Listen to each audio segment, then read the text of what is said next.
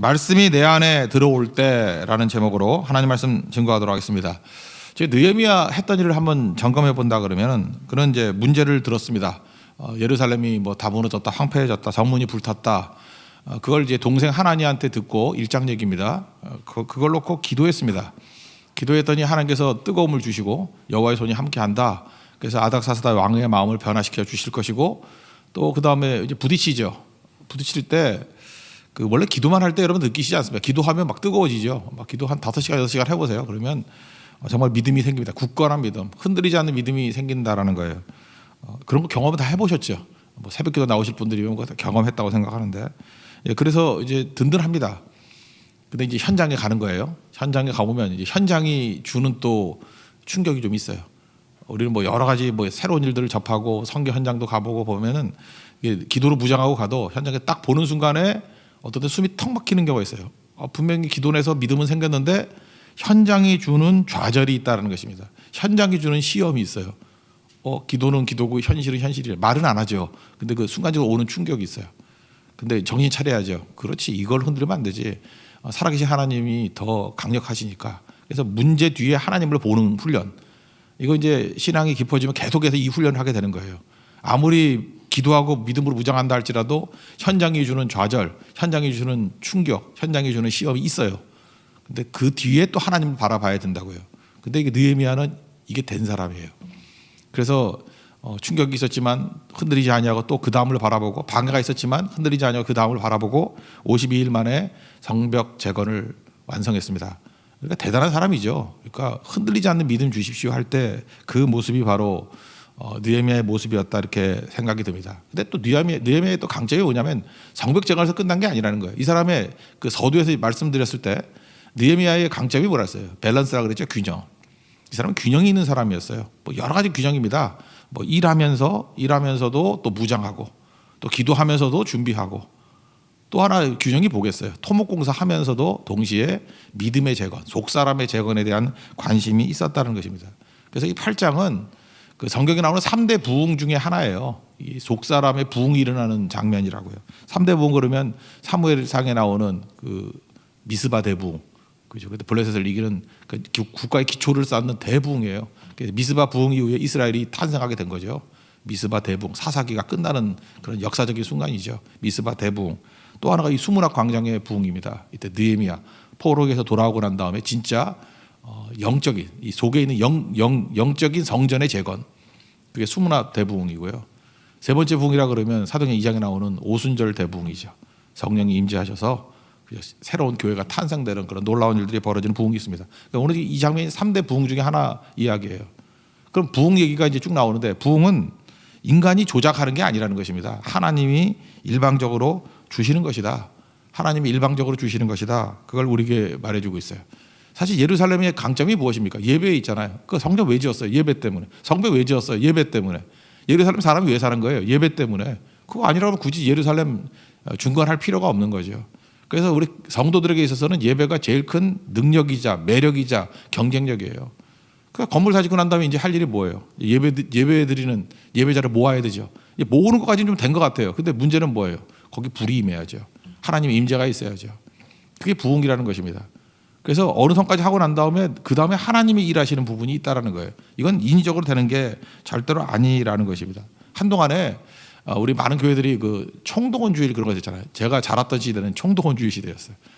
근데 그게 하나님의 부흥이다라고 말할 수도 있고, 또 어떤 부분은 좀 억지도 있었어요. 이제 뭐 불러 모으면 뭐 준다 그러죠. 뭐 세탁기 준다, 뭐 마지막에 내가 뭐 자동차까지 준다는 소리까지 들어봤어요. 그죠? 줬는지 안 줬는지 모르지만. 그러니까 뭔가 이렇게 모으는 것만 하는 것이 다다라고 하는 것, 약간 인간적인 것들이 너무 많이 들어가 있잖아요. 전도 열심히 해야 됩니다. 그렇지만 좀 이게 억지다라고 하는 생각이 그 좀 상식적으로 안 듭니까? 저는 좀 들었는데, 그죠? 이건 아닌데라는 거, 그런 생각이 들잖아요.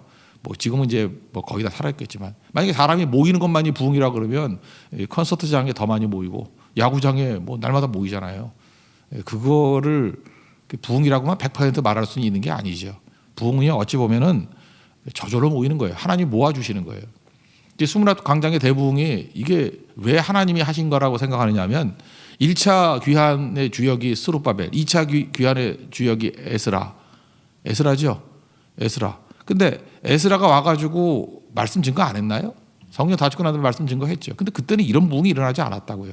근데 느헤미야 시대 때 성벽이 완성되고 난 다음에 이 수문화 부흥이 일어났다라는 거, 이거는 하나님이 하신 거라는 거예요. 인간적인 인위적인 게 아니고 하나님께서 일단 사람도 모여 주시고 일제히 모였다.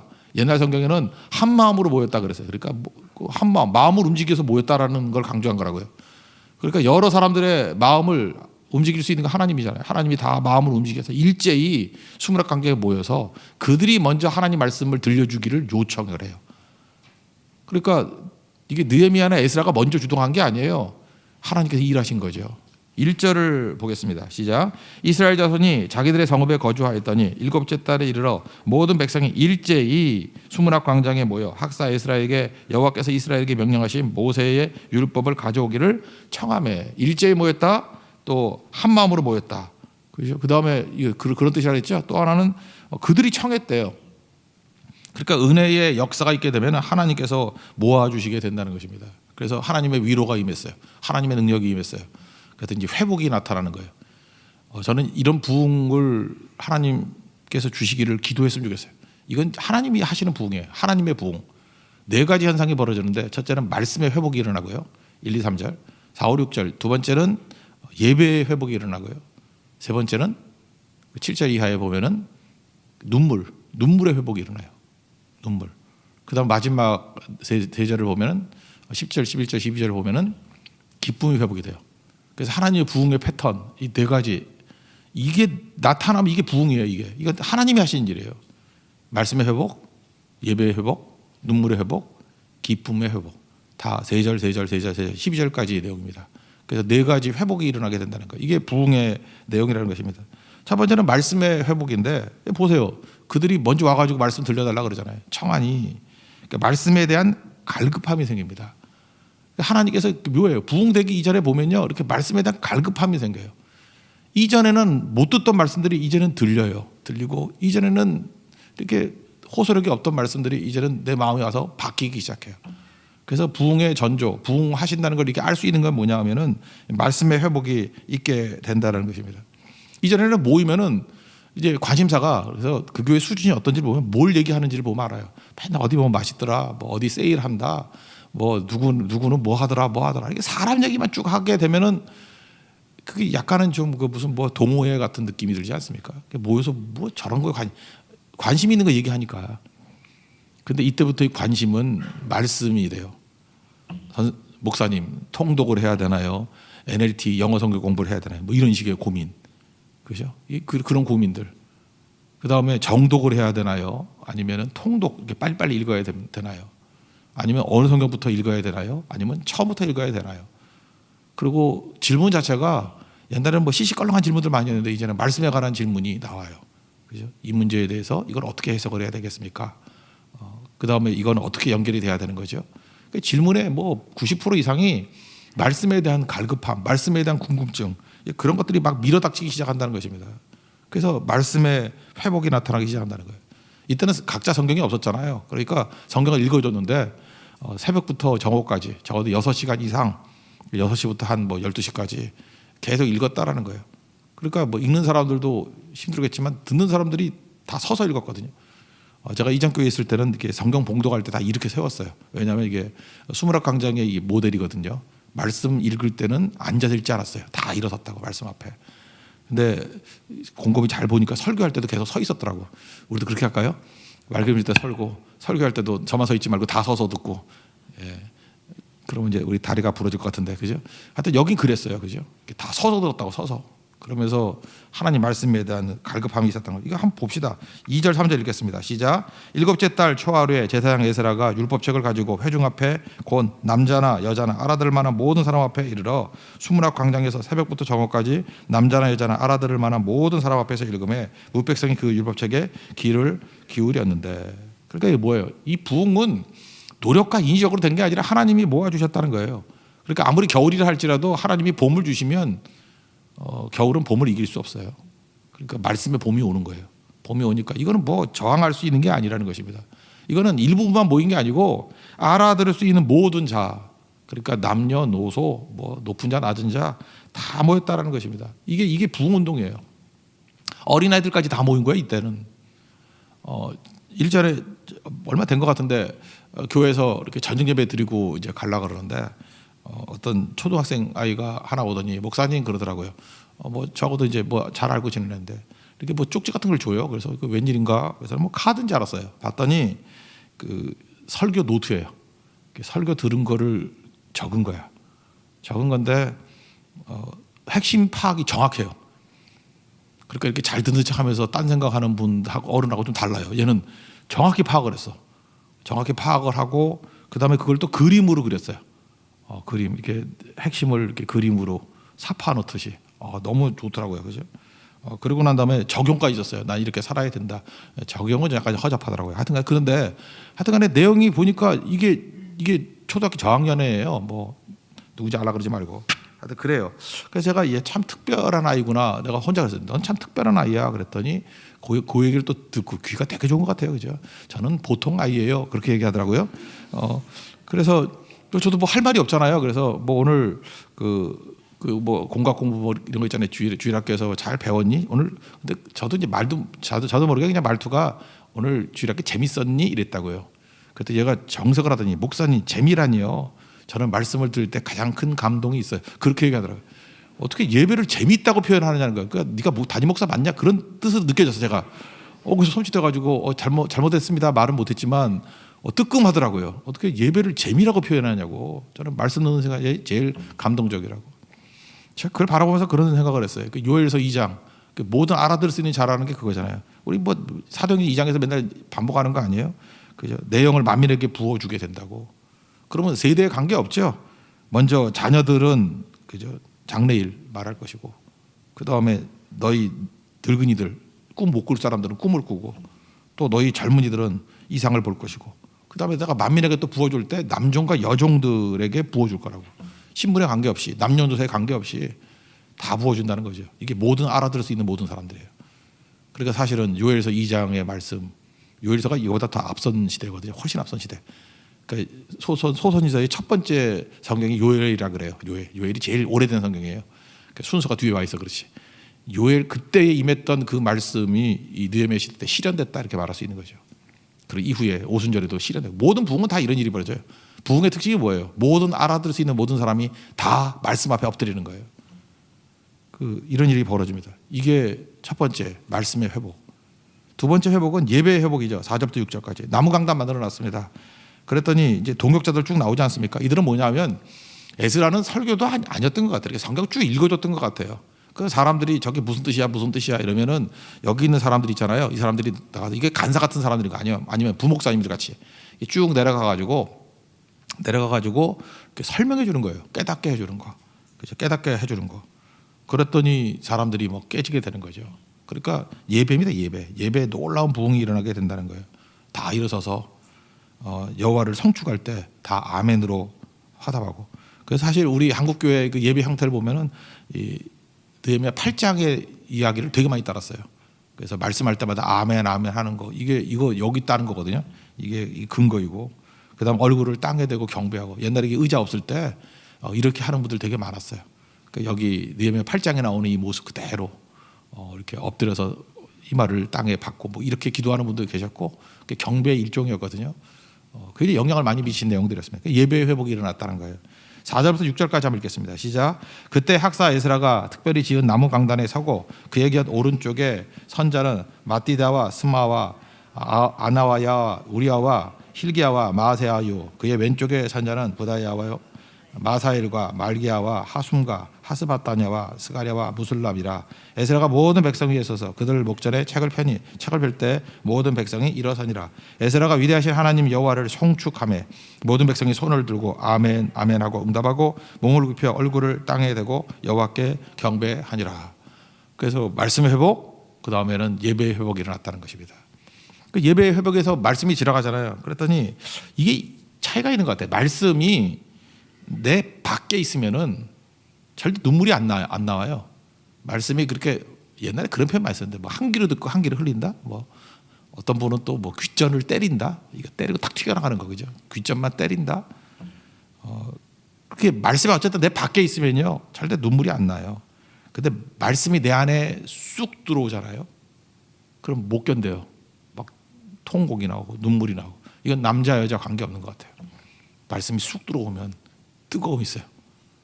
그래서 이게 참을 수가 없어요. 참을 수 있는 눈물이 아니에요. 이게 터져 나와요.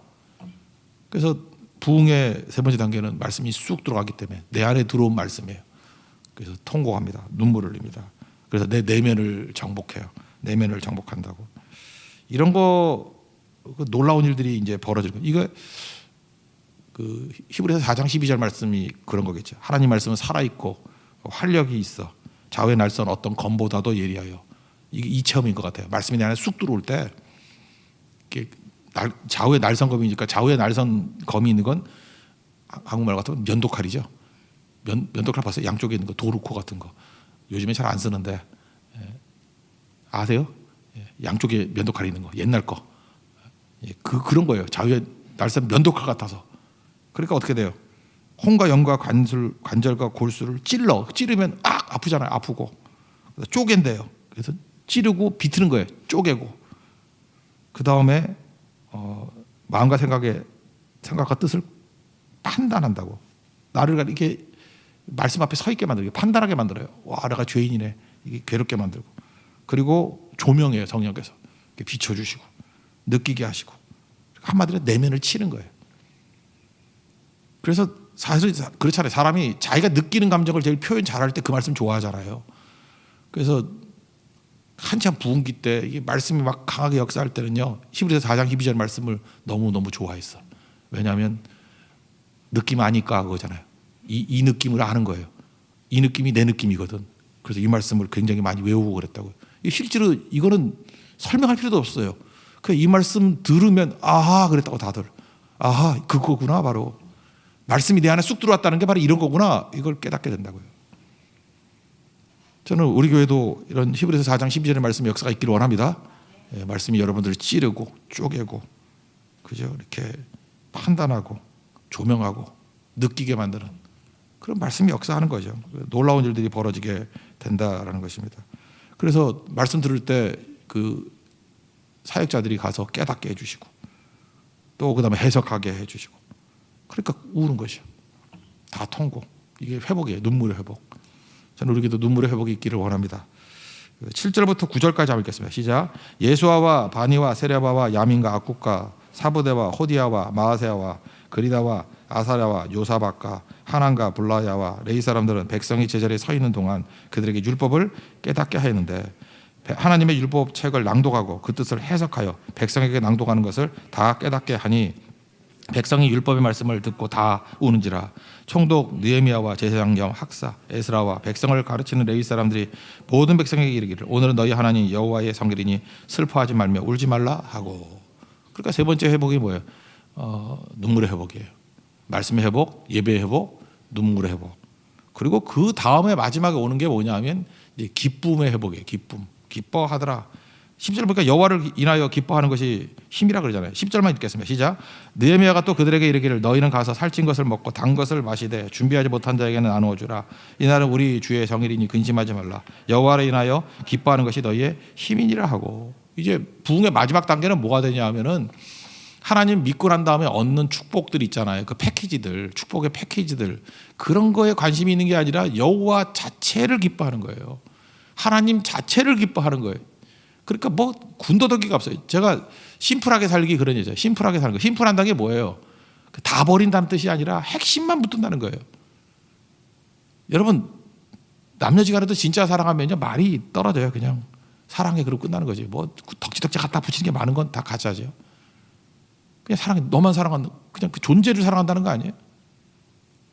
아니 뭐 요즘에도 뭐 결혼한다 그러는 사람도 많이 있는데 한번 생각해보세요. 지금 금년에도 한 7쌍 정도 결혼할 것 같은데 결혼이 왜 기쁘냐? 그랬더니 어떤 총각놈이 이렇게 얘기를 해요. 목사님 밥도 해주죠. 진짜였어요. 밥도 해주죠. 청소도 해줄 것 같고 빨래도 해줄 것 같고 또 잊어버려서 막 한 10가지 얘기하더라고. 뭐 이러니까 좋대. 그때 옆에 있는 자매 얼굴이 점점 어두워지기 시작했어요. 이게 누구 파출부를 데리고 오나 그죠? 틀린 얘기 아니에요. 결혼하면 진짜 이렇게 좋아질 것 같아. 이런 여러 가지들이 좋아질 것 같아. 근데 하나님께서도 이런 말씀을 들으면 좀 얼굴이 안 좋아질 것 같아요. 이거는 부수적으로 오는 거잖아요. 그죠? 결혼하면 왜 좋냐 하면은 내 사랑하는 사람과 함께 할 수 있어 좋아.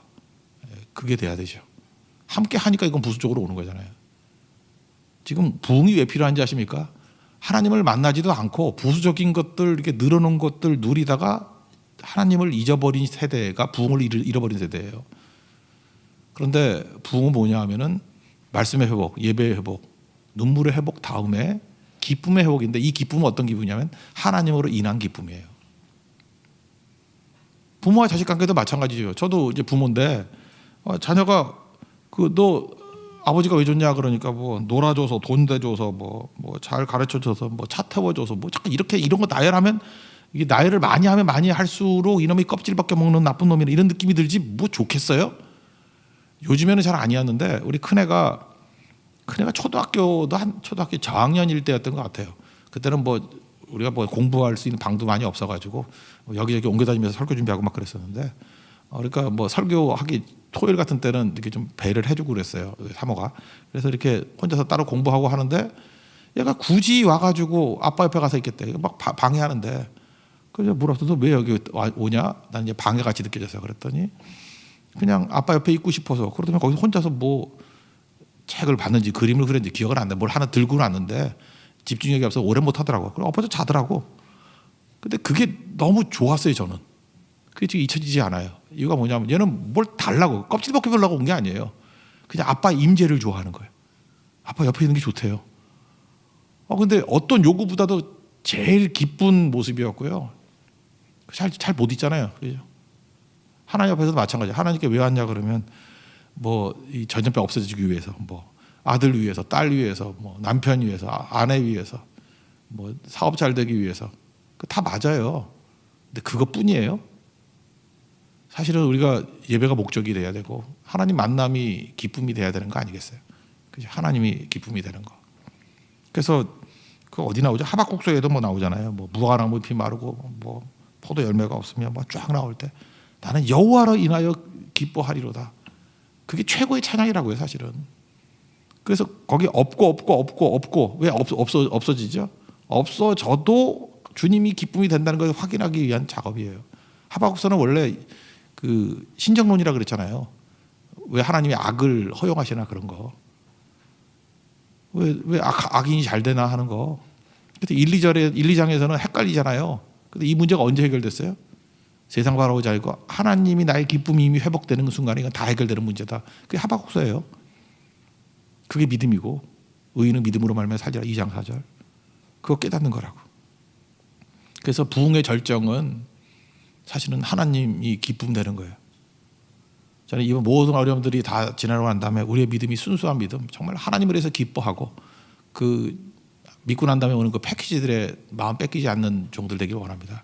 이게 마태복음 6장 33절의 표현에 의하면 너희는 먼저 그의 나라와 그의 의를 구하라. 그러면 이 모든 것을 너에게 더하시리라. 우선순위 문제죠. 복잡한 이유는 우선순위가 깨졌기 때문에 그래요. 우선순위 세우게 되면 이런 놀라운 일들이 벌어지게 된다는 것입니다. 여러분, 재물도 지나가고요, 권세도 지나가고 젊음도 지나가고 심지어 이 전염병도 지나가야 다 지나가요. 그러나 예수님은 지나가지 않습니다. 이 불변, 만변, 불변하는 것으로서 만 가지 변화되는 것들을 대응하십시오. 그죠? 이게 중요한 거잖아요. 히브리서 13장 8절 예수 그리스도는 어제나 오늘이나 영원토록 동일하시니라. 믿습니까? 예수님은 변화되지 않아요. 예수님은. 그래서 예수님 때문에 기뻐하는 거예요. 이게 부흥의 마지막 모습이에요.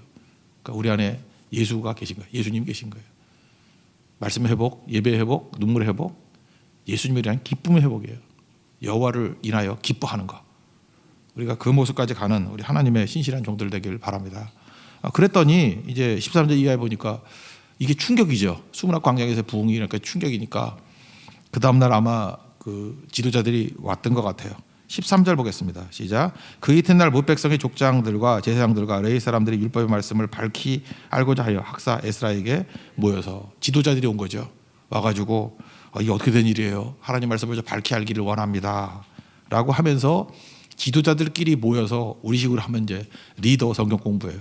리더들이 성경 공부를 했다고 깊이 보니까 거기 뭐 성경에 많이 나오죠. 출애굽기도 나오고 레위기, 민수기 레위기 신명기 다 나오는데 초막절 7월 달이잖아요 지금이. 이때가 초막절 기간이다. 초막절은 7월 15일부터 7일 동안이니까 22일까지 행하는 거거든요. 초막절이구나. 그래서 말씀을 통해서 초막절을 깨닫게 되고 깨닫는 즉시 어떤 일이 벌어지느냐. 산에 올라가서 나무 해가지고 초막을 지어요. 텐트 지어서. 그래서 초막절을 지키기 시작해요. 여호수아 이후에 처음이었대요. 그리고 말씀에 순종하는 일들이 벌어지게 된다는 것입니다. 그래서 결국 변화가 되더라는 거예요. 그래서 13절 이하의 내용은 뭐냐면 참된 부흥이 일어나게 되면은 미루지 아니하고 깨닫게 된 모든 것들을 순종하게 되더라. 오늘 그것만 읽고 마치겠습니다. 우리 14절부터 18절까지 읽겠습니다. 시작. 율법에 기록된 바를 본즉 여호와께서 모세를 통하여 명령하시기를 이스라엘 자손은 일곱째 달 절기의 초막에서 거할지니라 하였고 또 일렀으되 모든 성읍과 예루살렘의 공파에 이르기를 너희는 산에 가서 감람나무 가지와 돌감나무 가지와 화석류 나무 가지와 종려나무 가지와 기타 무성한 나무 가지를 가져다가 기록한 바를 따라 초막을 지으라 하라 한지라. 백성이 이에 나가서 나무 가지를 가져다가 혹은 지붕 위에 혹은 뜰 안에 혹은 하나님의 전뜰에 혹은 수문 광장에 혹은 에브라임 문 광장에 초막을 짓되 사로잡혔다가 돌아온 회중이 다 초막을 짓고 그 안에서 거하니 눈의 아들 여호수아 때로부터 그날까지 이스라엘 자손이 이같이 행한 일이 없었으므로 이에 크게 기뻐하며 에스라는 첫날부터 끝날까지 날마다 하나님의 율법책을 낭독하고 무리가 이래 동안 절기를 지키고 여덟째 날에 규례를 따라 정회를 열었느니라. 7일 동안 모였어요. 초막에 있으면서 부흥회 한 거죠. 말씀 부흥회. 이게 꼭 필요하다고 생각합니다. 그래서 결국은 예루살렘을 지은 목적이 뭐예요? 성벽을 재건한 목적이 뭐예요? 사람 살게 만드는 거. 근데 그 사람이 어떤 사람들이죠? 예배자로 세우고 기도자로 세우고 선교자로 세우는 거. 이게 부흥의 완성이라는 것입니다. 이거 인위적으로 하는 게 아니에요. 언제 이런 일이 벌어졌죠? 사실은 하나님 말씀에 순종할 때부터요. 그냥 불탔다 아파하고 그다음에 열심히 성벽 재건할 때 50일 성벽 재건할 때 그 활동하면서 준비가 된 거예요. 그 준비된 마음에 주님께서 위로를 해 주시니까 말씀의 회복, 예배의 회복, 눈물의 회복, 기쁨의 회복이 되더라는 것입니다. 이게 부흥이라는 거예요. 이때 우리가 느껴야 될 게 뭐죠? 부러워해야죠. 부러우면 지는 게 아닙니다. 주님 우리에게 이런 부흥을 주옵소서. 이 모든 어려움은 지나가고 난 다음에 이런 큰 부흥이 우리에게 임하게 해 주옵소서. 이 부흥이 우리에게 반드시 임할 것입니다. 모든 세대가 일어날 것입니다. 여러분 그런 소망 가지고 기다리고 준비하는 믿음의 종 되기를 축원합니다. 자리에서 일어나겠습니다. 신사도행전 찬양하겠습니다. 이 땅의 하나님의 백성, 하나님의 교회.